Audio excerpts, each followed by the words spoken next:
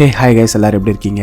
பொதுவாக ஒரு ஆண் 10 வருஷம் ஜெயில் தண்டனை அனுபவிச்சுட்டு வெளியில வந்தா அவன் லைஃப் எப்படி இருக்கும்னு நிறைய படங்களை நமக்கு காட்டியிருக்காங்க. ஆனா அதே இடத்துல ஒரு பொண்ணு இருந்தா அவ லைஃப் எப்படி இருக்கும்? அப்படிதான் இங்க நம்ம கதையோட ஹீரோயின் ஒரு சின்ன தப்பு பண்ணி ஜெயிலுக்கு போயிட்டு கிட்டத்தட்ட 10 வருஷம் கழிச்சு பரோல்ல வெளியில வரா. லைஃபை ரன் பண்றதுக்கு ஒரு வேலை வேணும்ல, சோ ஒரு வீட்டுல வேலைக்காரியா வேலைக்கும் சேர்ந்துடுறா. ஆரம்பத்துல எல்லாமே நல்லா தான் போய்கிட்டு இருக்குது. ஆனா நாள் ஆக ஆக அந்த வீட்டுல இருக்கிற எல்லாருமே ரொம்பவே வினோதமா நடந்துக்கிறாங்க. அப்படி அந்த வீட்டுல என்ன நடந்துச்சு, இதனால நம்ம ஹீரோயினோட லைஃப்ல என்னென்ன மாதிரியான பிரச்சனைகள்லாம் வந்துச்சு அப்படிங்கறத பயங்கர ட்விஸ்டோட சொல்ற ஒரு படம் தான் தி ஹவுஸ்மெய்டு. இந்த வீடியோ பார்க்கறதுக்கு முன்னாடி நம்ம சேனலை சப்ஸ்கிரைப் பண்ணனா மறக்காம சப்ஸ்கிரைப் பண்ணி வச்சுக்கோங்க. இப்போ வாங்க நம்ம கதைக்குள்ள போயிடலாம். இந்த படத்தோட ஓப்பனிங் சீன்ல நம்ம கதையோட ஹீரோயின் மில்லியை தான் காட்டுறாங்க. மில்லி ஒரு வீட்டுல ஹவுஸ்மெய்டு, அதாவது வேலைக்காரியா சேர்றதுக்கு ஜாபுக்கு அப்ளை பண்ணிருப்பா போல. சோ அது சம்பந்தமா ஒரு இன்டர்வியூ அட்டன் பண்றதுக்காக நீனா அப்படிங்கிற லேடியை பாக்குறதுக்கு வரா. ஆக்சுவலா அந்த நீனா அப்படிங்கிற லேடிக்கு கல்யாணம் ஆகி இவங்களுக்கு சிசி அப்படிங்கிற ஒரு குட்டி பொண்ணு இருக்கிறா. மில்லி, நான் ஒரு ரெஸ்யூம் பார்த்தேன், நீ காலேஜ்ல டிகிரி எல்லாம் கம்ப்ளீட் பண்ணிருக்க, அப்புறம் இந்த மாதிரி ஹவுஸ்மெய்டு வாழலாம்? அது எனக்கு பெருசா சொந்தம்னு சொல்லிக்க யாருமே இல்ல. உங்களை மாதிரி ஒரு அழகான ஃபேமிலி இருக்கிற வீட்டில் ஹவுஸ்மேடா வேலை பார்க்கறதுக்கு எனக்கு ரொம்பவே பிடிக்கும். ஓ அப்படியா, என்னன்னு தெரியல, எனக்கு உன்னை பார்த்தது ரொம்பவே பிடிச்சி போயிருது. சரி வா, உனக்கு இந்த வீட்டை சுத்தி காட்டுறேன் அப்படின்னு சொல்லி ஹாலு, கிச்சனு, பெட்ரூம்னு எல்லா இடத்தையும் சுத்தி காட்டுறாங்க. ஆக்சுவலா நீனா இவங்க வீட்லயே தங்கி வேலை பார்க்கற மாதிரி தான் வேலைக்கு ஆள் கேட்டிருப்பாங்க போல. மில்லி இதுக்கு ஓகேன்னு சொல்லிடுறா. இவ தங்குறதுக்காக அந்த வீட்டோட மாடியில சின்னதா ஒரு ரூம் இருக்கும். ஆக்சுவலா அதை பெட்ரூம்னே சொல்ல முடியாது, ஆனா மில்லிக்கு அது ரொம்பவே பிடிச்சி போயிருது. இதுதான் நீ தங்க போற ரூம், நீ இந்த ரூம்ல எவ்வளவு சவுண்ட் வேணாலும் பாட்டு வச்சு கேட்கலாம், எங்களுக்கு அது எந்த டிஸ்டர்பன்ஸாவும் இருக்காது. சரி, நான் என் ஹஸ்பண்ட் கிட்ட பேசிட்டு உனக்கு கால் பண்றேன் அப்படின்னு சொல்லி கையில கொஞ்சம் பணத்தையும் கொடுத்து மில்லி அனுப்பி வைக்கிறாங்க. ஆக்சுவலா மில்லிக்கு சொந்தம்னு சொல்லிக்க யாருமே கிடையாது. அதுவும் இல்லாம தங்குறதுக்கு ஒரு வீடு கூட கிடையாது. குளிக்கிறதுக்கு மத்த இதுக்கெல்லாம் பப்ளிக் பாத்ரூம் யூஸ் பண்ணிட்டு அப்படியே காருக்குள்ள படுத்து தூங்கிடுவா. ஆக்சுவலா மில்லி சின்ன வயசுல பண்ண ஒரு தப்புனால கிட்டத்தட்ட 10 வருஷம் ஜெயில் தண்டனை அனுபவிச்சுட்டு இப்ப பரோல்ல வெளியில வந்திருக்கா. மறுநாள் நீனா மில்லிக்கு கால் பண்ணி உனக்கு இங்க வேலை கன்ஃபார்ம் ஆயிருச்சு, நீ உடனே ஜாயின் பண்ணிக்கோ அப்படின்னு சொல்லவும் இவளுக்கு அவ்வளவு சந்தோஷம். உடனே குளிச்சு ஃப்ரெஷ் ஆகிட்டு நேரா நீனாவோட வீட்டுக்கு போறா. உள்ள போய் பார்த்தா வீடே ஒரு மாதிரி பாக்குறதுக்கு அலங்கோலமா இருக்குது. இத பார்த்ததும் இவளுக்கு ஒரு மாதிரி ஆயிருது. ஹே மில்லி, நீ வந்துட்டியா? சரி, உன் லக்கேஜ் என்கிட்ட கொடு, நான் அதை உன் ரூம்ல வச்சிடறேன் அப்படின்னு சொல்லி நீனா அதை வாங்கிட்டு மாடிக்கு போகவும் மில்லி பொறுமையா எல்லாத்தையும் கிளீன் பண்ண ஆரம்பிக்கிறா. அப்படி இவ கிளீன் பண்ணிக்கிட்டு இருக்கும்போது நீனாவோட ஹஸ்பண்ட் ஆண்ட்ரூவும் இவளோட பொண்ணு வீட்டுக்கு வராங்க. சின்ன குழந்தைங்கனாலே அவங்க முகத்துல எப்பவுமே ஒரு சிரிப்பு இருக்கும்ல, ஆனா இந்த குட்டி பொண்ணு ஒரு மாதிரி மில்லியை பார்த்து முறைச்சுக்கிட்டே இருக்கா. ஹே ஆண்ட்ரூ, வந்துட்டியா? நான் சொன்னேன்ல மில்லி, அது இவ தான், இன்னைக்கு தான் வேலையில ஜாயின் பண்ணிருக்கா அப்படின்னு இவங்க பேசிக்கிட்டு இருக்கும்போது நான் போய் ரெஸ்ட் எடுக்கிறேன் அப்படின்னு சொல்லி மில்லி அவளோட ரூமுக்கு போறா. உள்ள போகும்போதுதான் தெரியுது அந்த ரூமோட மெயின் டோர் இருக்குதுல்ல, அதை வெளியில இருந்து மட்டும்தான் லாக் பண்ண முடியும், உள்ள லாக் எதுவுமே இல்ல. அதுவும் இல்லாம அந்த ரூம்ல ஒரு ஜன்னல் கூட கிடையாது. இது எல்லாத்தையும் பார்த்துக்கிட்டு இருக்கும்போது நீனா இங்க வாரா. என்ன மில்லி, ரூம் உனக்கு கம்ஃபர்ட்டா தானே இருக்குது? எல்லாம் ஓகே தான், ஆனா இந்த ஜன்னல் மட்டும் கொஞ்சம் ஓபன் பண்ணி விட்டீங்கன்னா நல்லா இருக்கும். அப்புறம் இந்த ரூமை உள்ள இருந்து லாக் பண்ண முடியல, சோ கீ கொடுத்தா கொஞ்சம் நல்லா இருக்கும். ஐயோ சாரி மில்லி, நான் அதை மறந்துட்டேன், சீக்கிரமே எல்லாத்தையும் உனக்கு ரெடி பண்ணி கொடுத்துறேன், சரியா? இந்த போனை பத்திரமா வச்சுக்கோ, வீட்டுக்கு தேவையான திங்ஸ் எதுவும் வாங்கணும்னா இந்த போனை யூஸ் பண்ணி பே பண்ணிக்கோ அப்படின்னு சொல்லிட்டு போறா. மில்லி இந்த மாதிரி சோஃபாலெல்லாம் படுத்து தூங்கி ரொம்ப நாள் ஆயிருச்சுல, சோ மறுநாள் விடிஞ்சது கூட தெரியாம ரொம்ப நேரம் தூங்கிடுறா. பதறி அடிச்சு கீழே ஓடி வந்து பார்த்தா நீனா வெறி பிடிச்ச மாதிரி கத்திக்கிட்டு அங்க கிச்சன்ல இருக்கிற திங்ஸ் எல்லாத்தையும் தூக்கி போட்டு உடைச்சுக்கிட்டு இருக்கா. இதை மில்லியும் பாக்குறா. இவளுக்கு எதுவுமே புரியல. நீனா என்னாச்சு, ஏன் இப்படி பண்றீங்க? எல்லாத்துக்கும் நீ தான் காரணம். இன்னைக்கு என் ஆபீஸ் மீட்டிங்ல பேசுறதுக்காக பேப்பர்ல ஒரு ஸ்பீச் எழுதி வச்சிருந்தேன், அதை இப்ப காணோம், நீ தான் அதை எடுத்திருக்கணும். எனது நானா? நான் எதுவும் பண்ணல, பொய் சொல்லாத, நீ தான் வேணும்னே பண்ணிருப்ப அப்படின்னு இவங்க ரெண்டு பேரும் மாறி மாறி பேசிக்கிட்டு இருக்கும்போது சத்தம் கேட்டு ஆண்ட்ரூ அங்க வந்துடுறான். ஹே நீனா, இதுக்கா நீ இப்படி கோவப்படுற? மீட்டிங் அட்டெண்ட் பண்றதுக்கு இன்னும் நிறைய டைம் இருக்குது, உன்னால மறுபடியும் அந்த ஸ்பீச்சை ரெடி பண்ண முடியும், கோவப்படாம நிதானமா இரு அப்படின்னு சொல்லி நீனாவை சமாதானப்படுத்தி அங்க இருந்து கூட்டிட்டு போயிடுறான். என்னடா நடக்குதுன்னு மில்லியும் புரியாம நின்னுகிட்டு இருக்க. இங்க நடந்த கூத்து எல்லாத்தையும் இவங்க வீட்டுல தோட்ட வேலை பாக்குற என்சோ அப்படிங்கிறவன் பாக்குறான். மறுநாள் வழக்கம் போல இவ பாத்ரூமை கிளீன் பண்ணிக்கிட்டு இருக்கும்போது உள்ள ஏதோ ஒரு டேப்லெட் கிடக்கிறத இவன் நோட் பண்றா. இந்த வீட்டுல ஏதோ ஒண்ணு தப்பா இருக்குதுன்னு இவன் மைண்டுக்குள்ள ஓடிக்கிட்டே இருக்குது. குட்டி பொண்ணு சிசிக்கு ஜூஸ் பிடிக்குமேனு இவ ஆசாசியா செஞ்சு எடுத்துட்டு வந்தா. ஒரு தேங்க்ஸ் சொல்லாட்டியும் பரவாயில்ல, மூஞ்சி ஒரு மாதிரி உருன்னு வச்சுக்கிட்டு இந்த கிளாஸ்ல யாராவது ஜூஸ் குடிப்பாங்களா, எவ்வளவு அழுக்கா இருக்குன்னு பாரு, போய் வேற கிளாஸ் எடுத்துட்டு வா அப்படின்னு மூஞ்சில் அடிச்ச மாதிரி பேசிடுறா. நைட் எல்லாருக்கும் டின்னர் ரெடி பண்ணி கொடுத்துட்டு நேரா ரூமுக்கு வந்தவா தூங்காம போன்ல நம்ம நீனாவோட ஹஸ்பண்ட் ஆண்ட்ரூ இருக்கான்ல, அவனோட இன்ஸ்டாகிராம் ப்ரொஃபைல பாத்துக்கிட்டு இருக்கா. ஆக்சுவலா மில்லிக்கு நம்ம ஆண்ட்ரூ மேல ஒரு கண்ணு. வேலைக்கு சேரும் போதே சாட்டர்டே எனக்கு லீவ் வேணும் அப்படின்னு சொல்லி தான் வேலைக்கு ஜாயின் பண்ணிருப்பா. சோ பேசின மாதிரி சாட்டர்டே ஆனதும் வெளியில போயிட்டு வரலாம் அப்படின்னு இவ கிளம்பும் போது நீனா இவள போக கூடாதுன்னு தடுத்துறா. நீனா இன்னைக்கு சாட்டர்டே, நான் வேலைக்கு ஜாயின் பண்ணும் போதே உங்ககிட்ட சொன்னேன்ல, இன்னைக்கு எனக்கு ஒரு முக்கியமான மீட்டிங் இருக்குது, நான் கண்டிப்பா போயாகணும். எனது மீட்டிங்க்கு போகணுமா? அதெல்லாம் முடியாது, இன்னைக்கு உனக்கு வேலை இருக்குதுன்னு இவங்க 2 பேரும் பேசிக்கிட்டு இருக்கும்போது ஆண்ட்ரூ அங்க வந்துடுறான். ஹே நீனா, அவ தான் ஏதோ முக்கியமா ஒரு மீட்டிங் இருக்குதுன்னு சொன்னால, அவ போயிட்டு வரட்டும், எனக்கு இன்னைக்கு லீவு தானே, நான் குழந்தைய பாத்துக்கிறேன் அப்படின்னு சொல்லி மில்லி அனுப்பி வைக்கிறான். இங்க இருந்து கிளம்பின மில்லி நேரா அவளோட லீகல் அட்வைசரை பாக்குறா. ஆக்சுவலா இவ பரோல தானே வெளியில வந்திருப்பா. சோ ரூல்ஸ் படி எந்த தப்பும் பண்ணாம ஒரு வேலை வீடுன்னு இருந்ததுன்னா இவ மறுபடியும் ஜெயிலுக்கு போக வேண்டிய நிலைமை வராது. சோ கொஞ்ச நாளைக்கு எந்த பிரச்சனையும் பண்ணாம வேலை பாரு அப்படின்னு சொல்லவும் இவளும் சரின்னு சொல்லிட்டு நேரா ரிட்டர்ன் வீட்டுக்கு வரா. உள்ள வந்து பார்த்தா ஆண்ட்ரூவோட அம்மா அங்க வந்திருக்காங்க. நீனா மில்லி அவங்களுக்கு அறிமுகப்படுத்தி விடவும், எப்படி இருக்க, உனக்கு இங்க வேலை பிடிச்சிருக்கான்னு கேட்பாங்கன்னு பார்த்தா, நீ என்ன இந்த மாதிரிலாம் ட்ரெஸ் பண்ணிருக்க, ஒரு வேலைக்காரி வீட்டுக்குள்ள இந்த மாதிரிலாம் ட்ரெஸ் பண்ணலாமான்னு ஒரு மாதிரி ரூடா பேசுறாங்க. ஆண்ட்ரூவோட அம்மா இவனுக்காக சைனால இருந்து ஒரு பிளேட் வாங்கிட்டு வந்திருப்பாங்க போல, அது ரொம்பவே எக்ஸ்பென்சிவ். சோ அதை ரொம்பவே பத்திரமா வச்சுக்க சொல்லி கொடுக்குறாங்க. அப்படியே நைட்டும் ஆகுது, என்னன்னு தெரியல மில்லிக்கு தூக்கமே வரல. சரின்னு கீழே இறங்கி வந்து கீழே ஹால்ல இருக்கிற டிவி ஆன் பண்ணி அதுல ஒரு ஷோவை இன்ட்ரெஸ்டா பாத்துக்கிட்டு இருக்கும்போது அந்த இடத்துக்கு ஆண்ட்ரூ வந்துடுறான். என்ன மில்லி, உனக்கும் தூக்கம் வரல போல, ஹே உனக்கும் இந்த ஷோ பிடிக்குமான்னு சொல்லி 2 பேரும் ஜாலியா உட்காந்து பாத்துக்கிட்டு இருக்கும்போது இந்த சவுண்ட் கேட்டு நீனா அங்க வந்துடுறா. என்ன பண்றீங்க நீங்க 2 பேரும்? ஹே எனக்கு தூக்கம் வரல நீனா, அதான் டிவி பார்க்கலான்னு இங்க வந்தேன். இங்க வந்து பார்த்தா மில்லியும் தூங்காம முழிச்சுக்கிட்டு இருக்கா. அதான் 2 பேரும் ஒன்னா டிவி பார்த்துக்கிட்டு இருந்தோம். சரி எனக்கு தூக்கம் வருது அப்படின்னு சொல்லி ஆண்ட்ரூ அங்கிருந்து கிளம்பவும் நீனா பயங்கர கோவமா மில்லிய பார்த்து, நாளைக்கு காலையில விடிஞ்சதுமே முதல் வேலையா உன் திங்ஸ் எல்லாத்தையும் எடுத்துட்டு இந்த வீட்டை விட்டே போயிரு. ஏன் நீனா, என்னாச்சு? நீங்க தானே எப்ப வேணாலும் டிவியை பார்த்துக்கோன்னு சொன்னீங்க. எனக்கும் தூக்கம் வரல, அதான் கீழே வந்தேன்.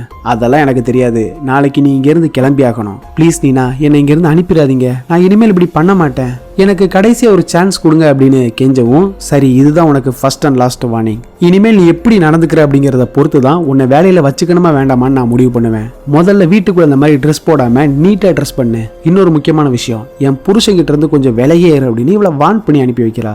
மறுநாள் நம்ம நீனாவோட ஃப்ரெண்ட்ஸ் 3 பேர் இவளை பாக்குறதுக்கு வீட்டுக்கு வராங்க. 4 பொண்ணுங்க ஒண்ணு சேர்ந்தா என்ன ஆகும், ஊரு கதை உலக கதைன்னு எல்லா விஷயத்தையும் பேசுறாங்க. ஒரு முக்கியமான போன் கால் பேசிட்டு வந்துடுறேன் அப்படின்னு சொல்லிட்டு நீனா அங்க இருந்து கிளம்பவும் இந்த 3 பேரும் நீனாவை பத்தி நிறைய விஷயங்களை பேச ஆரம்பிக்கிறாங்க. ஆண்ட்ரூவை கல்யாணம் பண்றதுக்கு முன்னாடி நீனா கிட்ட ஒத்த பைசா கூட கிடையாது. ஆனா இப்ப பாரு, ஏதோ பரம்பரை பணக்காரி மாதிரி ஓவரா பீத்திக்கிட்டு இருக்கா. ஆண்ட்ரூவை பாருங்க எவ்வளவு அழகா இருக்காரு, அவருக்கு ஏத்த ஜோடி இவ கிடையவே கிடையாது. அதுவும் இல்லாம 9 மாசமா சைக்கோ வார்டுல இருந்த ஒருத்திய ஆண்ட்ரூ எப்படி கல்யாணம் பண்ணிக்கிட்டாருன்னு இவங்க பேசுற எல்லா விஷயத்தையும் மில்லியும் கேட்டுறா. நீனா வெளியில போன நேரம் பார்த்து இவ யாருக்கும் தெரியாம அவளோட பாத்ரூம் குள்ள போய் பார்த்தா அங்க ஷெல்ஃப்ல ஏகப்பட்ட மாத்திரைங்க இருக்குது. அந்த மாத்திரையோட பேரை கூகுள்ல சர்ச் பண்ணி பார்க்கவும் இவளுக்கு செம ஷாக்கு. ஏன்னா அந்த மாத்திரைங்க எல்லாமே சைக்காட்ரி ட்ரீட்மெண்ட் எடுப்பாங்கல்ல, அவங்க சாப்பிடக்கூடிய மாத்திரை. இங்க என்ன நடக்குதுன்னே புரியாம இவ ரூம்ல உட்காந்து யோசனை பண்ணிக்கிட்டு இருக்கும்போது திடீர்னு நீனா கையில ஒரு கத்தியோட அவளோட ரூமுக்கு வரா. இதை பார்த்தது மில்லிக்கு கை கால்லாம் உதற ஆரம்பிச்சிருது. இன்னைக்கு என் ஃப்ரெண்ட்ஸ் என்னை பத்தி பேசுனது நீ கேட்டிருப்பேன்னு நினைக்கிறேன். அவங்க சொன்ன மாதிரி நான் ஒன்னும் சைக்கோவா என்ன, நீயே சொல்லு. ஆண்ட்ரூ எனக்கு ஏத்த ஆளு கிடையாதா, என்னை பத்தி நீ என்ன நினைக்கிறேன்னு சொல்லுன்னு ஃபேஸ ஒரு மாதிரி பயங்கரமா வச்சுட்டு பேசிக்கிட்டு இருக்கவும் கரெக்டா ஆண்ட்ரூ அங்க வந்துடுறான். நீனா இங்க என்ன பண்ணிக்கிட்டு இருக்க, சரி வா நம்ம ரூமுக்கு போகலாம் அப்படின்னு சொல்லி இவளங்க இருந்து கூட்டிட்டு போயிடுறான். மறுநாள் காலையில மில்லி வழக்கம் போல வீடை கிளீன் பண்ணிக்கிட்டு இருக்கும்போது நீனா அவளோட காஸ்ட்லியான ட்ரெஸ் எல்லாத்தையும் எடுத்துக்கிட்டு வரா. ஹே மில்லி, இது எல்லாமே என்னோட காஸ்ட்லியான ட்ரெஸ், இதை நீ யூஸ் பண்ணிக்கோ அப்படின்னு சொல்லி கொடுக்கவும் ஆரம்பத்துல தைக்கப்பட்டு மில்லி வேண்டாம்னு சொல்லிடுறா.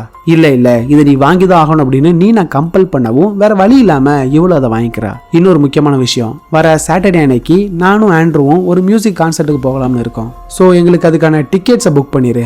அப்புறம் பக்கத்துலேயே ஏதாவது நல்ல ஹோட்டல் இருந்தா ஒரு லக்ஸரி ரூமா பார்த்து புக் பண்ணிடு, சரியா?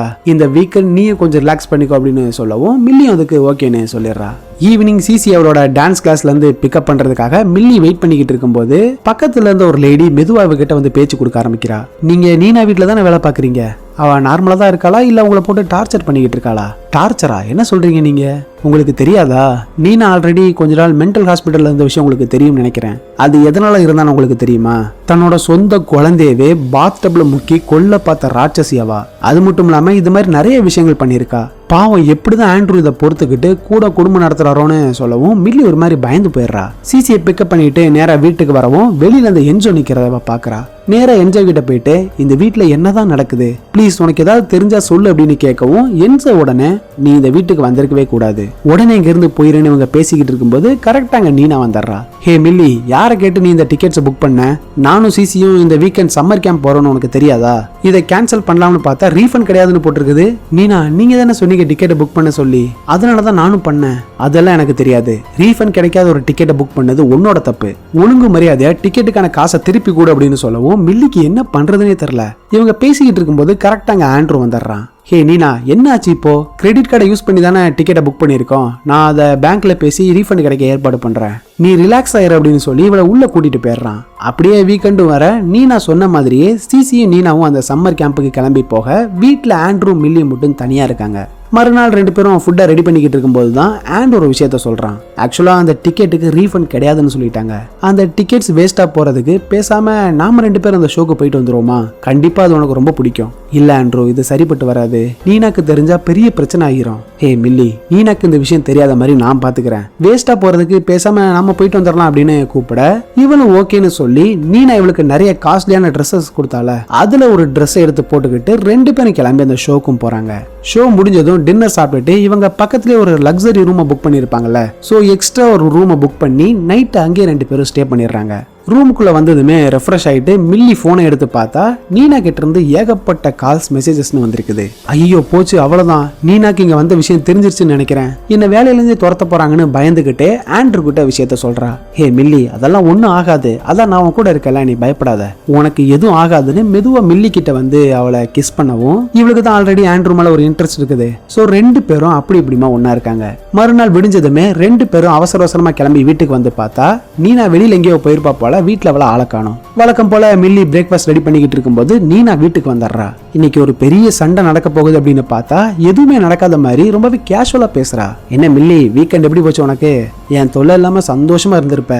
சரி, உன் பிரிசன் லைஃப் எப்படி இருந்துச்சுன்னு கேட்கவும் இவளுக்கு தூக்கி வாரி போட்டுருது. ஏன்னா மில்லி 10 வருஷம் ஜெயில இருந்த விஷயம் இங்க யாருக்குமே தெரியாது. இதை கேட்டதும் மில்லிக்கு மட்டும் இல்ல ஆண்ட்ரூ செம்ம ஷாக் ஆயிடுறான். என்ன மில்லி, எனக்கு எதுவும் தெரியாதுன்னு நினைச்சிட்டியா? உனக்கு இந்த வேலை எவ்வளவு முக்கியம்னு எனக்கு தெரியும். சரி, அதை பத்தி அப்புறம் பேசிக்கலாம். என் கிரெடிட் கார்டை யூஸ் பண்ணி இந்த மாசத்துக்கான வீட்டு ஜாமான் எல்லாத்தையும் வாங்கிக்கோ. அப்புறம் இந்தா என் காரை யூஸ் பண்ணிக்கோ அப்படின்னு சொல்லி கீயை கொடுக்கவும் இவளும் உடனே கிளம்பி ஷாப்பிங் பண்றதுக்கு போயிடுறா. அப்படி ஷாப்பிங் பண்ணிக்கிட்டு இருக்கும்போது நீனாவோட ஃப்ரெண்டு ஒருத்தி அங்க மில்லியை பாக்குறா. ஹே மில்லி, என்ன ஷாப்பிங்கா? ஆமா, இந்த போன் நீனாவோடது தானே, இதே நீ யூஸ் பண்ணிக்கிட்டு இருக்க? ஆமா, ஏன் என்னாச்சு? உனக்கு விஷயமே தெரியாதா? பொதுவா உன்ன மாதிரி வேலை பார்க்குறவங்களுக்காக ஃபோன் கொடுப்போம்ல, அந்த ஃபோனோட எல்லா ஆக்சஸும் அந்த வீட்டோட ஓனர்கிட்ட இருக்கும். அதாவது நீ யார் யாருக்கெல்லாம் கால் பண்ணியிருக்க, யார் யாருக்கு டெக்ஸ்ட் பண்ணியிருக்க, நீ எந்த இடத்துக்குலாம் போன அப்படிங்கிறத முதற்கொண்டு நீ அவளை தெரிஞ்சுக்க முடியும். இந்த விஷயத்தை கேட்டதுமே மில்லிக்கு பயங்கர ஷாக்கு. இவ கை கால்லாம் உதற ஆரம்பிச்சிருது. ஏன்னா நேற்று நைட்டு ஃபுல்லா இவளும் ஆண்ட்ரூவும் ஒன்னா தானே இருந்தாங்க. ஸோ எப்படி இந்த விஷயம் நீனாக்கு தெரிஞ்சிருக்கும்? வீட்டுக்கு போனா என்ன பிரச்சனை காத்துக்கிட்டு இருக்கோன்னு இவ பதட்டத்துல ஷாப்பிங்லாம் முடிச்சுட்டு கார்ல ஏறும்போது அங்க வந்த 2-3 போலீஸ்காரங்க நம்ம மில்லி கையில விளங்க மாட்டி இவளை அரெஸ்ட் பண்ணிடுறாங்க. மில்லிக்கு எதுவுமே புரியல. சார் என்னாச்சு, ஏன் என்ன அரெஸ்ட் பண்றீங்க? காரை திருடிட்டு வந்தா அரெஸ்ட் பண்ணாம என்ன பண்ணுவாங்க? நீ காரை திருடிட்டு ஓடினதா இந்த காரோட ஓனர் கம்ப்ளைண்ட் கொடுத்துருக்காங்க. எனது காரை நான் திருடினா? சார், அவங்க தான் காரை யூஸ் பண்ணிக்க சொல்லி என்கிட்ட கீ கொடுத்தாங்க. நான் எந்த தப்பு பண்ணல அப்படின்னு எவ்வளவோ சொல்லி பாக்குறா. பட் போலீஸ் சொல்றத காது கொடுத்தே கேட்கல. விஷயத்தை கேள்விப்பட்டு ஆண்ட்ரூ அங்க வந்து போலீஸ் கிட்ட பேசி ஒரு வழியா மில்லியை காப்பாத்தி வீட்டுக்கு கூட்டிட்டு போயிடுறான். பயங்கர கோவமா வீட்டுக்கு போன ஆண்ட்ரூ நேரா நீனாவை போய் பார்த்து, நீ என்ன பண்ணிக்கிட்டு இருக்கன்னு உனக்கு புரியுதா இல்லையா? எதுக்கு இப்படி இந்த பொண்ணை போட்டு டார்ச்சர் பண்ணிக்கிட்டு இருக்க? நீ இப்படி பண்றதெல்லாம் பார்க்கும்போது எனக்கு எரிச்சலா வருது. இதுக்கு மேல இப்படி அவட்ட சரி வராது. உன் திங்ஸ் எல்லாத்தையும் எடுத்துக்கிட்டு ஒழுங்கு மரியாதை அங்க இருந்து கிளம்பு அப்படின்னு சொல்லவும் நீனா ஒரு மாதிரி கண்கலங்க ஆரம்பிச்சிடுறா. என்ன சொன்ன? நான் வீட்டை விட்டு வெளியில போகணுமா? என்னால் அப்படி போக முடியாது அப்படின்னு நீனா பேசிக்கிட்டு இருக்கும்போது மில்லி உடனே உங்க திங்ஸை பேக் பண்றதுக்கு நான் ஹெல்ப் பண்ணவா அப்படின்னு கேட்டுறா. இதை கேட்டதும் நீனா கோவத்துல மில்லிய ஒரு அற அரைஞ்சிட்டு அழுதுகிட்டே வீட்டை விட்டே போயிடுறா. நீனா கிளம்புனதுமே அதை நினைச்சு கொஞ்சம் கூட ஃபீல் பண்ணாம இவங்க ரெண்டு பேரும் அவங்களோட ரொமான்ஸ் ஆரம்பிச்சிடுறாங்க. மறுநாள் மில்லி வழக்கம் போல பிளேட் எல்லாத்தையும் வாஷ் பண்ணிட்டு பிரேக்ஃபாஸ்ட் ரெடி பண்ணி எடுத்துட்டு வரும்போது அந்த என்சோ வெளியில நின்று இவள ஒரு மாதிரி குறுகுறுன்னு பார்க்கவும் அவனை பார்த்த ஷாக்ல கையில இருந்த பிளேட்டை கீழே தவற விட்டுறா. கீழே விழுந்ததுல அந்த பிளேட்டும் பீஸா உடஞ்சு போயிருது. சவுண்ட் கேட்டதும் என்ன ஆச்சோன்னு பதறி போய் ஆண்ட்ரூ வந்து பார்க்கவும் மில்லி உடனே எல்லாம் இந்த என்சோவால தான், அவன் திடீர்னு வந்து என்ன பயமுறுத்திட்டான், இரு அவனை என்ன பண்றான் பாருன்னு கோவத்துல அவனை 4 திட்டிட்டு வேலையை விட்டு அனுப்பிடுறான். ஆக்சுவலா கீழே விழுந்து உடஞ்சதுல ஒரு பிளேட்டு, அது ஆண்ட்ரூவோட அம்மா இவனுக்காக சைனால இருந்து வாங்கிட்டு வந்த பிளேட்டு.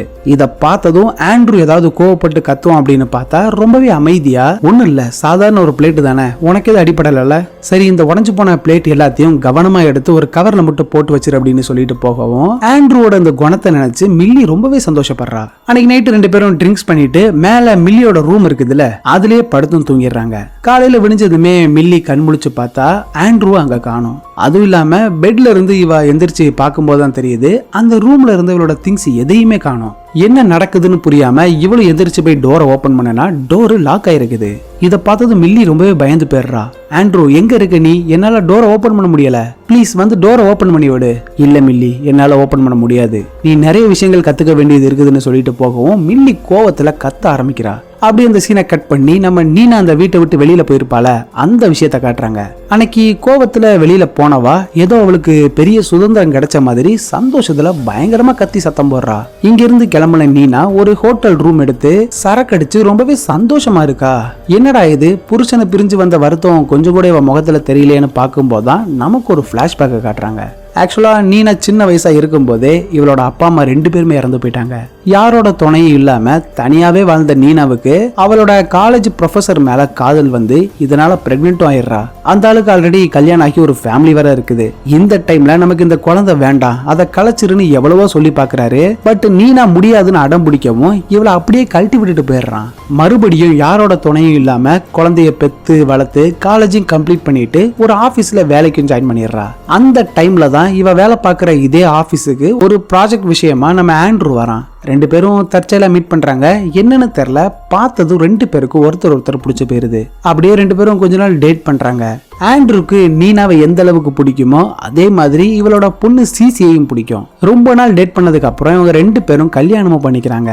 லைஃப் அப்படியே ஸ்மூத்தா போய்கிட்டு இருக்க நம்ம ஆண்ட்ரூ வந்து எல்லாமே பெர்ஃபெக்ட்டா இருக்கணும் அப்படின்னு நினைக்கிற ஒரு ஆளு. நீனாவோட ஹேர் வந்து டிஃப்ரெண்ட் கலர்ல இருக்கிறதுனால டை பண்ணி கரெக்டா வச்சுக்கோன்னு ஆண்ட்ரூ சொல்லிக்கிட்டே இருப்பான். பட் நீனாவும் நாளைக்கு பண்றேன் நாளை கழிச்சு பண்றேன் அப்படி இழுத்து வச்சுக்கிட்டே இருப்பா.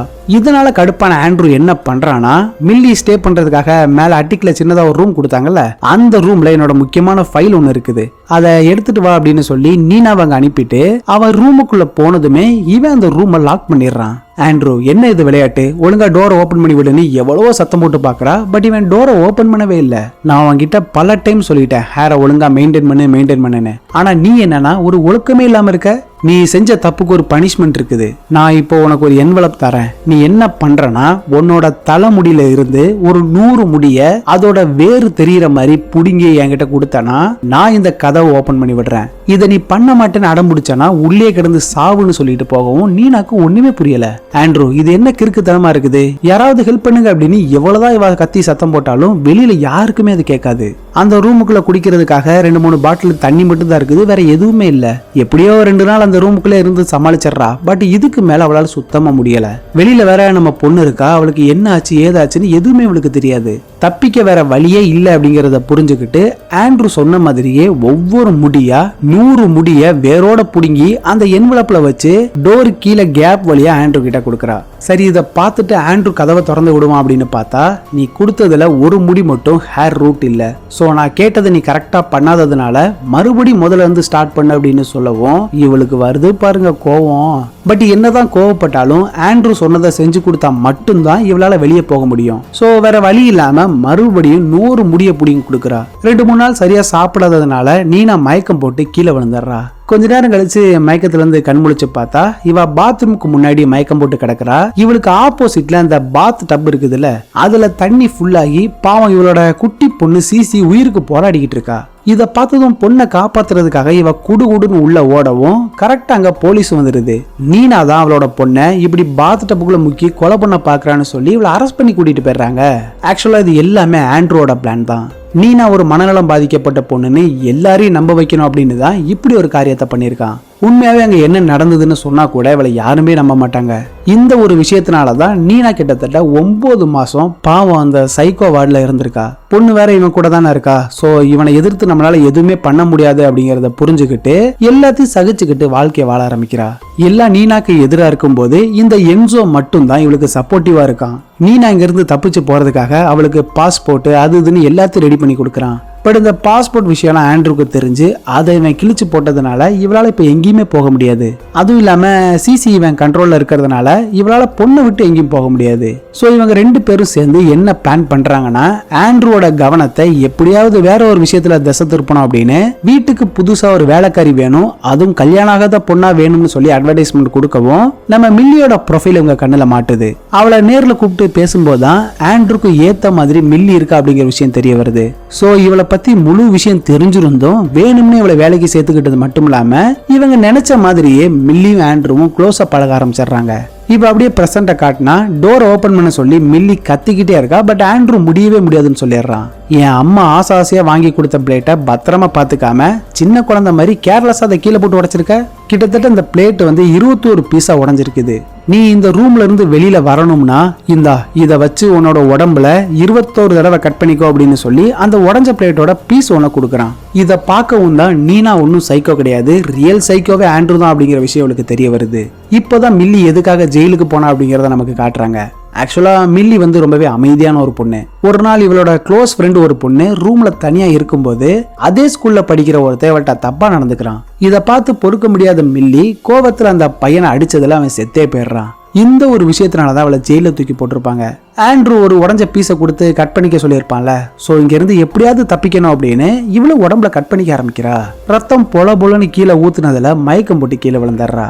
இங்க நடக்கிற எல்லாத்தையுமே அந்த ரூம்ல இருக்க சிசிடிவி வழியா ஆண்ட்ரூ பாத்துக்கிட்டு இருக்கான். மறுநாள் விடிஞ்சதும் ஆண்ட்ரூ மெதுவா ரூம்குள்ள வந்து பார்த்தா மில்லி மயக்கம் போட்டு கிடக்குறா. இவ எப்படியும் கண்மொழிக்க ரொம்ப நேரம் ஆகும் அப்படின்னு இவன் கிட்ட வந்து உட்காரும் போது இவ கையில ஒரு கத்தி மாதிரி ஒண்ணு வச்சிருப்பா போல. அதை எடுத்து ஆண்ட்ரூவோட கழுத்திலே குத்தி இவன் அந்த ரூம்குள்ள தள்ளி லாக் பண்ணிடுறா. இவ்வளவு நேரம் நீ ஆடிட்டல, இனிமேல் ஏன் ஆட்டத்தை பாரு அப்படின்னு ஒரு கட்டிங் பிளேடை எடுத்துட்டு வந்து நீ உன்னோட ஃப்ரெண்ட் டூத் இருக்குதுல அதுல உன்னை புடுங்கினா மட்டும்தான் டோர் ஓபன் பண்ணுவேன். உன்னோட சிரிப்பை வச்சுதானே எல்லாரையும் மயக்கிற, அந்த முன்பல்ல புடுங்கி நீ கொடுத்தா மட்டும்தான் இந்த டோரை ஓபன் பண்ணுவேன் அப்படின்னு சொல்லவும் ஆண்ட்ரூ அதுக்கு ஒத்துக்கவே இல்லை. கடுப்பான மில்லி ஆண்ட்ரூவோட அம்மா வாங்கி கொடுத்த திங்ஸ் எல்லாத்தையும் ஒன்னா தூக்கி போட்டு உடைக்க ஆரம்பிக்கிறா. இதை பொறுத்துக்க முடியாத ஆண்ட்ரூ மில்லி சொன்னதை கேட்டு அவனோட முன் பல்ல கட்டிங் பிளேட வச்சு புடுங்கி எடுக்கிறத இவ சிசிடிவி வழியா போன்ல பாத்துக்கிட்டு இருக்கா. எப்படியும் டோர் ஓபன் பண்ணிடுவானே ஆண்ட்ரூ பாத்துக்கிட்டு இருக்கும்போது நைட்டு ஃபுல்லா உள்ளே கடன்னு சொல்லி இவ கீழே இறங்கி வந்து ஜாலியா டிவி பாத்துக்கிட்டு இருக்கா. இதே சமயம் இங்க நீனாவை காட்டினா இவ எஸ்கேப் ஆகிறதுக்காக மில்லி அதுல கோர்த்து விட்டால. சோ அதை நினைச்சு இவளுக்கு ரொம்பவே கில்ட்டியா இருக்குது.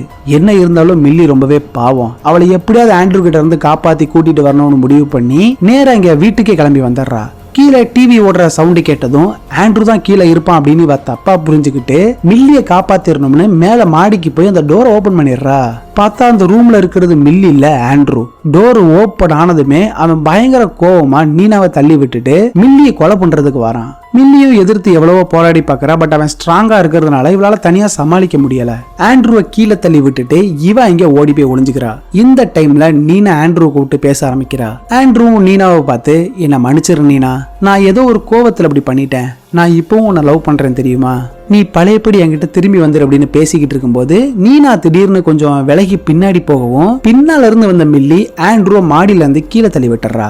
அவ்வளவு ஹைட்ல இருந்து கீழே விழுந்ததுல தலையில பலமா அடிபட்டு அந்த இடத்துல இவன் இறந்தும் போயிடுறான். இவனை கொலை பண்ண விஷயம் மட்டும் வெளியில தெரிஞ்சதுன்னா அப்புறம் 2 பேருமே ஜெயிலுக்கு போக வேண்டியதுதான். இதுல வேற மில்லி பரோல்ல வெளியில வந்திருக்கா. உடனே யோசனை பண்ண நீனா மேல இருந்த ஒரு பல்பை கழட்டி கீழே போட்டு இந்த பல்பை மாத்தும் போது தெரியாம ஸ்லிப் ஆகி கீழே விழுந்து இறந்துட்டான் அப்படிங்கிற மாதிரி ஒரு விஷயத்தை ரெடி பண்ணிடுறா.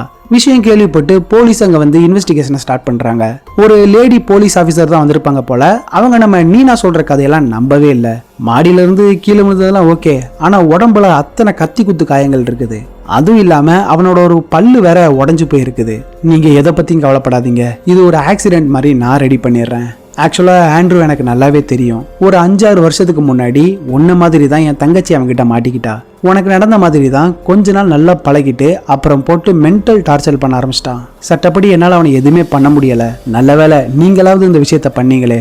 சரி நீங்க எதை பத்தியும் கவலைப்படாதீங்கன்னு சொல்லிட்டு போகவும் தான் நீனாக்கு நிம்மதியா இருக்குது. அப்படியே கொஞ்ச நாள் கழிச்சு நம்ம ஆண்ட்ரூக்கு ஃபியூனரலும் நடக்குது. அந்த ஃபியூனரலுக்கு வந்த ஆண்ட்ரூவோட அம்மா பையன் இறந்ததை நினைச்சு வருத்தப்படுவாங்கன்னு பார்த்தா நீனாவை பார்த்து குழந்தைக்கு இப்படியே ட்ரெஸ் பண்ணுவ, கொஞ்சம் நல்ல ட்ரெஸ்ஸா போட்டு பிரசன்டபிளா வரலாம்ல அப்படின்னு அங்கேயும் வந்து கிளாஸ் எடுத்துக்கிட்டு இருக்காங்க. ஆக்சுவலா இந்த பிரச்சனையில மில்லி பாதிக்கப்பட்ட கூடாதுன்னு அவள் அந்த ஊர்ல இருந்தே போக சொல்லியிருப்பா. பட் மில்லி பரோல்ல இருக்கிறதுனால அவளால திடீர்னு அப்படி எல்லாம் போயிட முடியாது. சோ இவளும் ஆண்ட்ரூவோட ஃபியூனரலுக்கு வந்திருக்கா.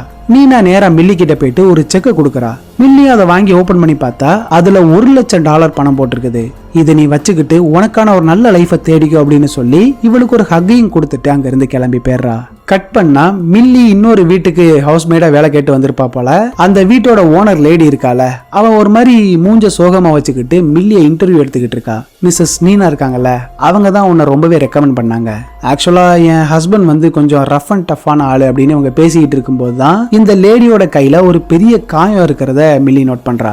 இத பார்க்கும்போது தான் இந்த லேடியும் நீனா மாதிரி ஒரு சைக்கோ கிட்ட மாட்டிக்கிட்டு தவிக்கிற விஷயம் மில்லிக்கும் தெரிய வருது. மில்லியும் இதுக்கு தயாரா தான் இருக்கா போல. அந்த லேடியை பார்த்து நம்ம எப்போ வேலைய ஆரம்பிக்கலாம் அப்படின்னு கேட்க இதோட இந்த படமும் முடியுது. நீங்க சொல்லுங்க, படம் எப்படி இருந்துச்சு? அடுத்து இதே மாதிரி சூப்பரான படத்தோட சந்திக்கிறேன். அது வரைக்கும் டாடா.